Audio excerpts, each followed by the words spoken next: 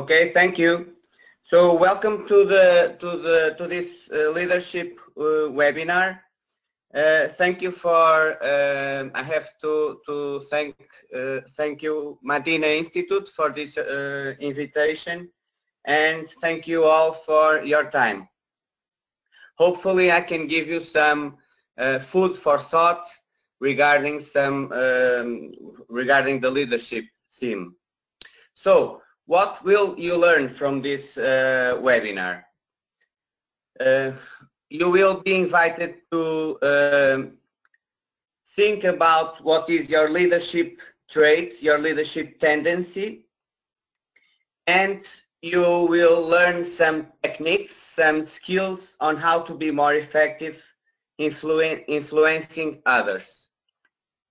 So a leader communicates with his boss, communicates with his colleagues, with his clients, and with his team. So we will talk a little bit about that. So about my methodology, how do I work as a consultant, as a training consultant? Everything that I do is based on this principle, effectiveness and simplicity. I believe that keeping things short and simple works better. So if I have to say about my style of working, I would say that I have a tendency to simplify everything and do short messages with impact. For example, in the classroom training, I don't use PowerPoint. I do all my training with problem solutions based. So lots of cases, lots of real situations, and then we talk about that. Another thing that I use as a methodology is that I focus on the most important things, on things that matter, really matter. I see all these techniques working on my clients and things that I can control. Many times we focus on things that doesn't add any value, and many times we focus on things that don't depend on us. So I always try to focus on this, have a very focused approach. So what is expected from a leader? I will share with you one model of leadership that is based on two big set of skills. The first is this one. Every leader has to take decisions, has to have difficult conversations with the team. So it's important to have a rational and a certain objective communication with the team. A leader has to have courage, has to everything that is related with the left side of the brain. For example, to make a decision, an uncomfortable decision, and has to communicate that decision for the team. The best way to approach it is to be assertive, to be rational. That is one thing, but a leader doesn't work alone. He works with a team. So if I was an accountant, me and my computer, I could only use this set of skills, but I work with a team. So I have to have this kind of skills also. So empathy. I have to be more relational, more people-oriented. I have to listen more. I have to motivate. I have to develop my team. So I have to be present. So everything that is related with the right side of the brain. So an excellent leader, an excellent manager, there are leaders that are very rational, very assertive, but when they have to deal with the team, they have difficulties. And the opposite is the same. It's like a bad cook. There are leaders that put sugar on the chicken and salt on the cake. So when they have to be assertive, they are relational, they are empathetic. So, and when they have to be relational, they are very assertive. So they mix things. It depends on the context, of course. If you are, for example, laying off an employee, you should be using this kind of approach, more assertive. You can't ask what do you propose, or you can't be talking half an hour and then tell the decision. So you should use more a rational approach, a more courageous approach. What makes an excellent manager, an excellent leader? A leader has to balance things, has to use both kinds of skills. He has to be rational for one side, and he has to balance empathy for the other side.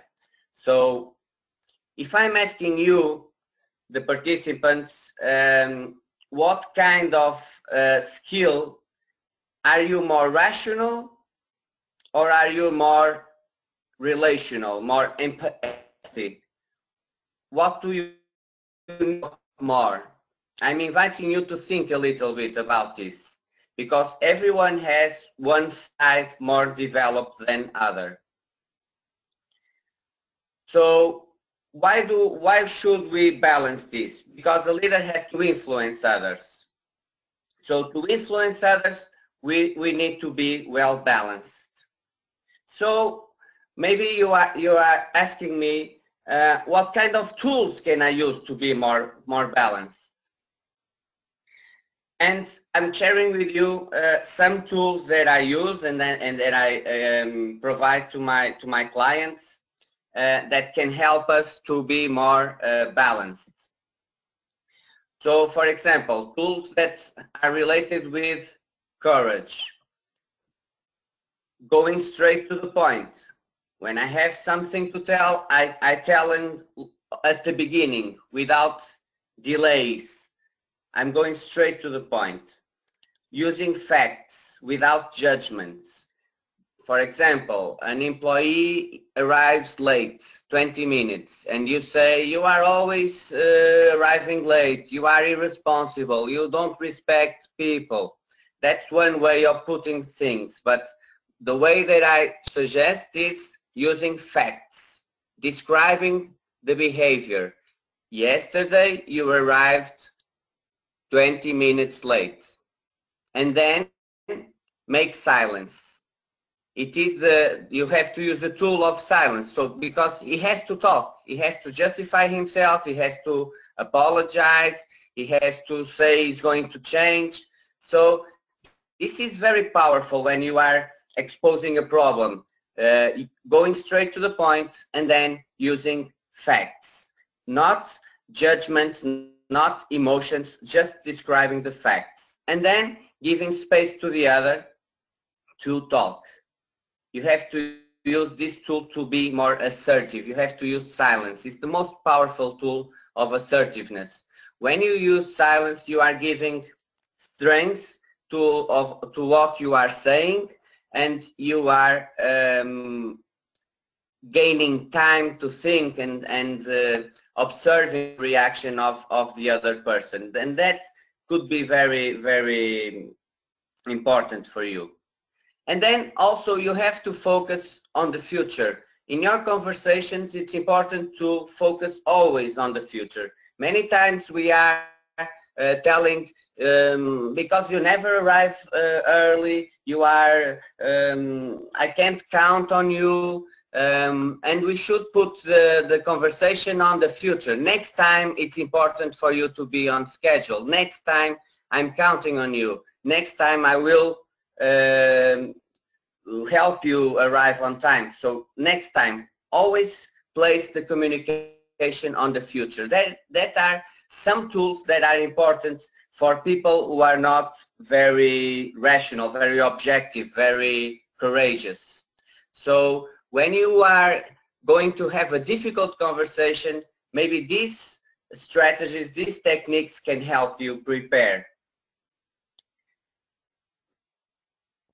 Another thing is, for example, I did a mistake as a manager at the company that I worked. It was a software company that implemented paper-free software in hospitals all over the world. And I did a mistake as a manager. So I sent an email to my team talking about failures that were happening with the clients, and I was very upset. So I was very aggressive on my email. The Portuguese collaborator that I had called me and said and she blamed the client. The client sent me the information on time, and it isn't my fault, and she apologized, and she didn't told me that I was very aggressive. But in the corridors with her colleagues, she was telling bad things about me. The Brazilian girl was, everything's okay, Andre, I already corrected everything, I talked with the client, there is no problem, everything is okay, we are all very happy. The American girl sent me an email telling that it was my fault because I didn't give her enough training. Okay, so the Malaysian girl, she was very embarrassed. She was ashamed of the failures. The British girl, she was very upset and she didn't talk to me for a week. So that happened. The Dutch girl, what did the Dutch girl do in this situation? She sent me an email telling, Andre, when can we talk about this email? So she went straight to the point and we talked. And she said, Andre, you said that I failed here, and this, and in this, and in this, and in these two things I didn't fail. And she did silence. And I said, so I'm under lots of failures in the team, so I lose my mind, I'm sorry. And she was, Andre, next time that you have something to talk to me, please do it in private. It's very important to me. So she solved this difficult conversation with her boss, with her leader, using two sentences. One to describe the facts, and she did silence, and then she asked me something. So very simple. The other collaborators didn't have the courage to talk to me. What is my favorite collaborator? What is my favorite employee? Yes, of course, it's the Dutch. She's transparent. She is. She tells me things. She confronts the problem, so she solves it. I respect her for that. So one tool is this, to be KISS. Keep it short and simple. This is a tool to be assertive when situations need me to be assertive, even if it's not my style. Another tool that I can use is empathy. And what kind of tools can I use? What do you propose? How can we solve this? What do you need? How can I serve you? What are you going to change? So all these questions are giving power, giving importance to the other. Instead of telling what to do, I'm asking for help. I'm asking him to think. And when I do that, I'm telling him he's intelligent. I count on him. He adds value. And he feels automatically motivated, of course, because I'm giving him importance. I'm not telling him what to do. This is really important tool to motivate and to develop people, to make people think about the problem. And many times as a manager, we tell people what to do, even if they are the specialists.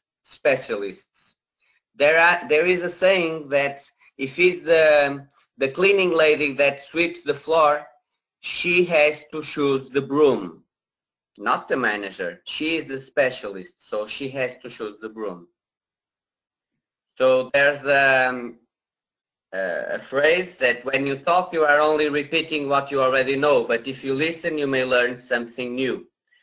So this is two kinds of tools, two kinds of approach that vary depending on the context, on my objectives with the talk with my team.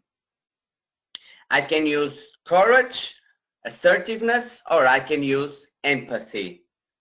The question, make questions, listen, talk, converse, do conversations with the team. But I'm talking about context. But there are different kinds of people. There are different kinds of employees.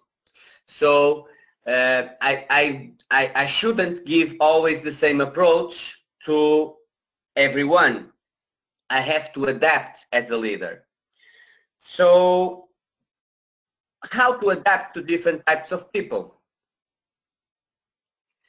You can see here a graph with two axes, one for relationship and other for autonomy. And you have different kinds of employees. You have employees that are M1, not motivated and not competent for any given task. He doesn't have the attitude, he doesn't want to learn, he doesn't want to do it, and he's not good at it. He isn't experienced, and he makes lots of mistakes. So sometimes I can move this person for other area, other boss, and he is competent if I move him. But in reality, in some companies, I can't do that. I can't change him from role to role. I have to deal with him. And I can't laying off. I can't lay this employee off. So I have to deal with him. I have to deal with one M1. How can I take productivity with someone that is not motivated and not competent? I can't give him autonomy, and I won't give him relationship. I won't lose lots of time with him. So how can I deal with him to take productivity? I have to assign him simple tasks, basic tasks, easy tasks. And I have to control. I have to guarantee that he does those tasks. So I have to be assertive. I have to be courageous. I have to use discipline. I had one employee as a manager that was an M1. She didn't like to work. It was the same to work in that company or in any other. She worked only for the salary. So I told her to do 400 certificates per week. She had to print 400 training certificates in a week. So an easy task, simple task, and she had to do it. Everyone in the team was happy because no one liked to do that task, and she delivered. I controlled every week if she did the 400 and maybe correct some mistakes made by her. After 1 year, she asked me to change roles. She asked me to do the same things that other people in the team were doing. So I had the door open and I gave her the opportunity to do something more because she wanted. So she was not an M1 anymore. She was motivated to work. So she was an M2. She was motivated to learn to work, to do things differently, but she didn't have experience managing training projects, going to clients. So how can I deal with someone who has the attitude but doesn't have experience, doesn't have competency for a task? I have to train him, I have to coach, I have to mentor, I have to give constant constructive feedback. So I have to spend some time. I have to spend some time in the relationship. I have to talk a lot with this person because it's an interesting investment. But I can give him lots of autonomy because she didn't have yet competency. So this is simple. It's simple, but sometimes I don't have the time for this, but it's simple. And if I don't have time for an M2, maybe it turns out to an M1. So this is not static, this is dynamic. There is an M3, not motivated and competent. So it's someone who is experienced, adds value, solves problems, but it's for some reason he doesn't have the right attitude at the moment. So how do I deal with this kind of employee? I have to give him lots of relationship. I have to talk with him a lot. I have to give him power. I have to give him autonomy. So I have to have decision making with him. How do you propose? How do you, if you were in my shoes, how would you solve it? I need your help. Think with me. I need to give him power. I need to give him empathy. So sometimes this guy is not motivated because I'm dealing with him with assertiveness, with control, with simple tasks. So I'm spoiling this employee. So this model, what tells you is that you should treat everyone like they deserve. If they give you responses of an M1, you treat them as an M1. If they give you responses of an M3, you should treat him as an M3. So you always have the collaborators that you deserve as a leader. This is harsh, but I really believe on that. The M4, someone who is motivated and competent. You want to bring everyone to this column, of course.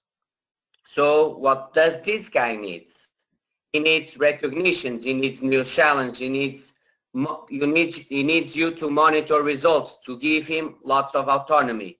You don't have to spend lots of time with these people, but you need to do this. It's very important. Sometimes people started the company as an M4 and then the boss or the company itself is ruining him, and then he ends here and then maybe he leaves the company. So be well aware of this. So this is a model that helps us to take decisions, help us to approach empathy and courage with different employees. These ones need lots of empathy, relationship. These ones need more telling, need more assertiveness. Okay? So,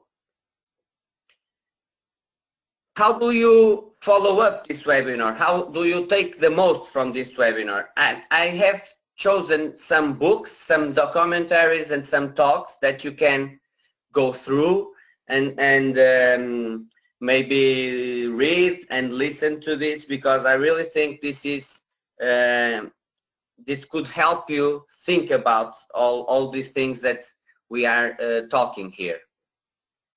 So thank you for your time, and I hope to work with you or your company in the future. So if you have any questions, I will be available for the next 15 minutes to answer them. Thank you.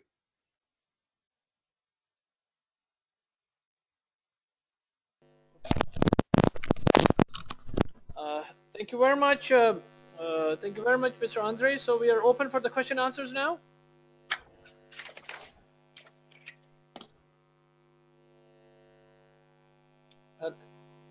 Hello. Yes. Mr. Andre, we are open for the question answers now. Yes. Yes, we are. Okay, folks. We are now open for the Q&A. If you have any questions, you could always put in the question box, or you could raise your hand. There's a hand icon available on your console.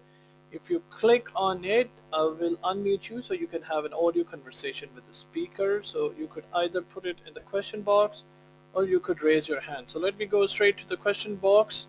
The first question is, what is the best toolkit of practical communication? So the best toolkit for practical communication is to use these strategies. To go straight to the point, keep it short and simple, use facts, use silence, and always focus your communication on the future. When you need to be assertive, when you have to deal with an M1, or when the situation demands you to be assertive. Other tools are related with doing intelligent, important questions with your employees. What do you propose? How can you solve? And then listen, really listen for everything that the employee has to say. Because I believe these questions are the most powerful motivation and development and development of the employees that you have at your use. So I hope that I answered your question. Yes, thank you very much. We have another one from Mr. Paul Greasley. The question is, thank you, very practical. Is there such a thing as too much empathy? Yes, there is. And thank you for that question. If you have too much empathy, you are being sympathetic. So you are suffering with someone. To have empathy is to put yourself in other shoes, but you can't go apart from your objective. For example, a surgeon. If a surgeon doesn't operate on a son, why? Because a medical doctor, a surgeon has to use empathy. He can't cry, his hand can't shake, and if he has too much empathy, he will cry, his hands will shake. So you can't be too much empathy, because that is sympathetic. The same with the courage. If you have too much courage, you are being aggressive, and that doesn't work. Thank you. Thank you very much. Folks, once again, if you have any questions, you could put it in the question box or you could raise your hand. There's a hand icon available on your console. Please click on it if you want to talk directly with Mr. Andre. Let me go straight to another question we have. How do you work these tools to balance courage and empathy in a classroom training? So when I do a training project, I always customize the content. So I study the company and I ask what are the most frequent problems that you have. And I bring those problems to the classroom. I divide the participants in groups. I place the problem on the table, and then I invite everyone to solve it. Different people, different experience, different ways of solving the problems. And then I add value with my experience. I add one technique that no one is aware or remembers or no one knows. And I bring that technique to the room. So we can do a role play, but after the role play, I will change roles. I will show you the approach or the technique working. So I don't use PowerPoint and I don't tell a lot about theory. I'm always doing short workshops, very short workshops. I don't do one-day training. I always do 4 hours, and then let a week for people think about and apply some techniques, and then do another workshop. So it's very intense, very practical. I show them how can they be more courageous and how can they be more empathetic. And sometimes they gain a conscience that they didn't have when they started the workshop. Thank you. Thank you very much. We have another one from Brother Kamar Khalifa. The question is, are these tools practical for healthcare organizations? Yes, they are. They are practical for every company, because we are talking about communication with the teams, communication with the employee, communication with your wife or your husband. So we are talking about ways of being more effective when you are influencing others. This kind of employees, the M1, M2, M3, M4, you can find him in healthcare organizations, of course. And you have to deal with them accordingly. And it is important to be courageous, assertive with an employee, and it's important to use empathy. But for example, for children, for my son, my kid, is an M1 to do his mathematic homework. So how do I deal with him? Should I give him power? Should I give him toys and prizes? No, I have to use discipline, control, simple tasks. You are going to do this way, try. Okay? So my kid, for doing homework at mathematics, is an M1. So this is very simple tools that you can use every day. You just have to remember that this exists.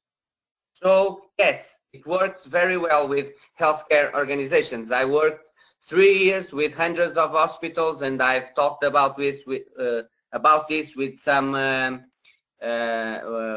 boards of directors. Yes. Well, thank you very much. This really brings us towards the end of the webinar, Mr. Fontes. Any concluding remarks that you would like to give before we dismiss out? I just want to thank you for your time. I hope that this is really difficult for me, because it's one-sided interaction, and I love to talk with people and love to interact. And but okay, I hope that it was useful. I hope this was productive, and I hope to see you in the future, and wish you the best of luck. Thank you all. Thank you very much indeed, and I really want to thank you on behalf of the Madinah Institute for Leadership and Entrepreneurship MILE for taking the time to present this valuable information, and what an excellent matrix it is. And thank you all of those who participated in this webinar and for your questions. So I'm going to end this webinar. You all will be automatically dismissed out. But just a quick note, the recorded webinar will be accessible through MILE community. So please stay tuned to webinar.mile.org. With that note, I'm just going to end this. So you all have a good day, good afternoon, good evening, wherever you're calling from. Assalamu alaikum wa rahmatullahi wa barakatuh. Thank you very much.